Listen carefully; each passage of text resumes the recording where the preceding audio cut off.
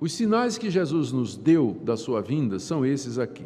Em Marcos 13, olha como ele diz: naqueles dias de sofrimento, da grande tribulação, após a referida tribulação, olha o que é que ele disse: o sol escurecerá, a lua não dará a sua claridade, as estrelas cairão do firmamento e os poderes do céu serão abalados.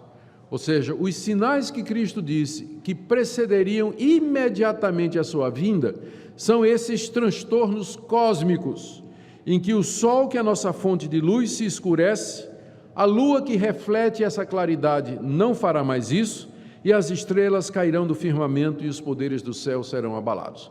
Grandes transtornos cósmicos como nunca foram presenciados pela raça humana.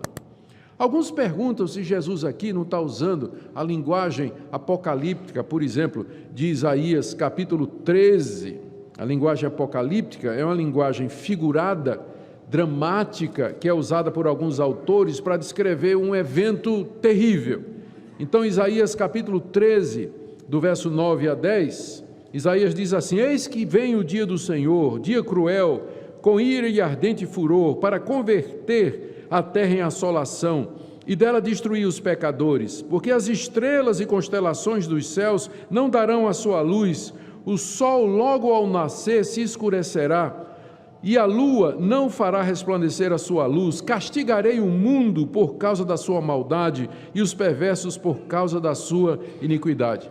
Os autores, alguns estudiosos dizem, isso aqui Isaías estava falando da destruição de Babilônia. Então não aconteceu nada disso, sol perdendo luz, estrela caindo, não aconteceu nada disso quando a Babilônia foi destruída pelos medos e persas. Mas a pergunta é, será que era só disso que Isaías estava falando? A gente já aprendeu que a profecia bíblica é como você olhar para um monte e não perceber que por detrás dele você tem outros. Na verdade, ele é a cabeça de uma cordilheira.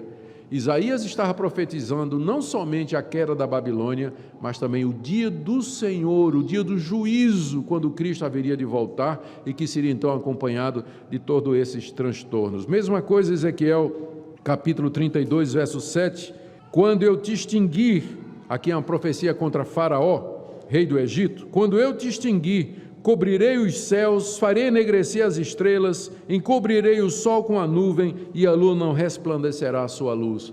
Mais uma vez, é claro que quando Deus trouxe juízo sobre o Egito através dos mesopotâmios, não aconteceram estes sinais cósmicos. Mas a pergunta é, o profeta Ezequiel estava falando só do Egito? Ou, ao falar do Egito, ele também estava falando aquilo que a gente se chama de uma dupla profecia? Ele descreve a destruição do Egito em termos da vinda do Senhor no dia do juízo. Ou a mesma coisa, Joel 2,28, vocês podem dar uma olhadinha depois. Os juízos que Deus executou no Antigo Testamento, então, bem como aqueles que ele executou contra Jerusalém, eram literais e típicos do grande dia de juízo. Veja o que Pedro diz na sua segunda carta, 2 de Pedro 3, de 10 a 13. Há, todavia, uma coisa, amados, que não deveis esquecer, que para o Senhor um dia é como 1000 anos e 1000 anos como um dia. Não retarda o Senhor a sua promessa, como alguns a julgam demorada. Pelo contrário, Ele é longânimo para convosco, não querendo que nenhum pereça, senão que todos cheguem ao arrependimento. Entretanto, virá como ladrão. Ladrão vem de noite, de maneira inesperada. Virá como ladrão o dia do Senhor, o dia do juízo, o dia da vinda de Cristo, no qual os céus passarão com estrepitoso estrondo e os elementos se desfarão abrasados, também a terra e as obras que nela existem serão atingidas. Visto que todas estas coisas hão de ser assim desfeitas, deveis ser tais como os que vivem em santo procedimento e piedade, esperando e apressando a vinda do dia de Deus, por causa de qual os céus serão incendiados, serão desfeitos e os elementos abrasados se derreterão. Nós, porém, segundo a sua promessa, esperamos novos céus e nova terra, nos quais habita a justiça. Pedro se refere à vinda de Cristo exatamente na mesma linguagem apocalíptica. Eu creio, eu não tenho dúvida aqui, pode passar para o próximo, sinais que precedem a vinda, que trata-se de uma descrição literal.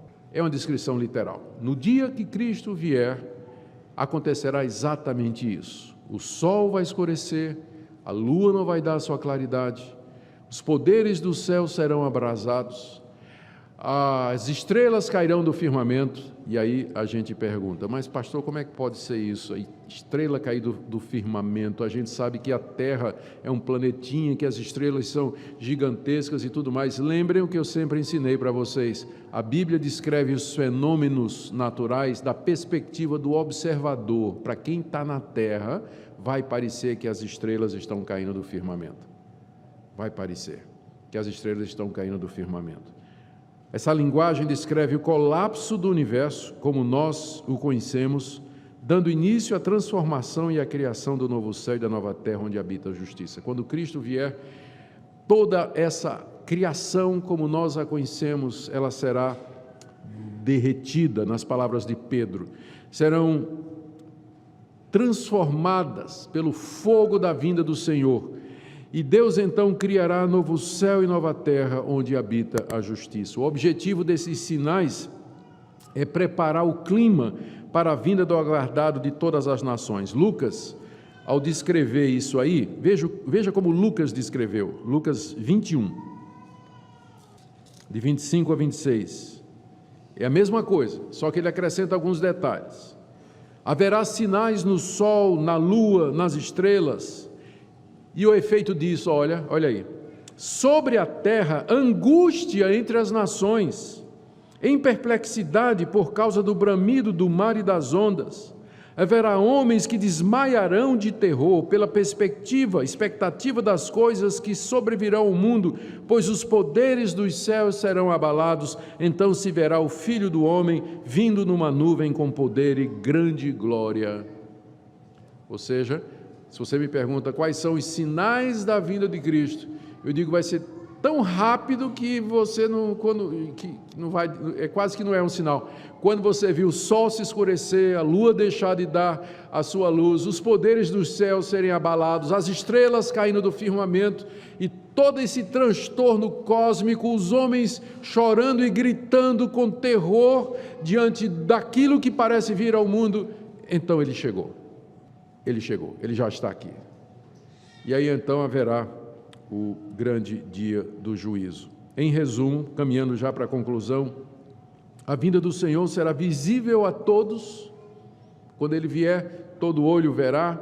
O Novo Testamento não fala de uma vinda secreta e invisível de Cristo, mas fala de uma vinda pública, em que todos esses transtornos indicarão o acontecimento. Virá nas nuvens, foi uma expressão que ele mesmo usou, indicando que ele vem do céu, do trono do seu Pai, que vem da sua glória para julgar o mundo, vem em juízo e julgamento. Lembra que no Antigo Testamento a nuvem estava associada à manifestação de Deus lá no Monte Sinai.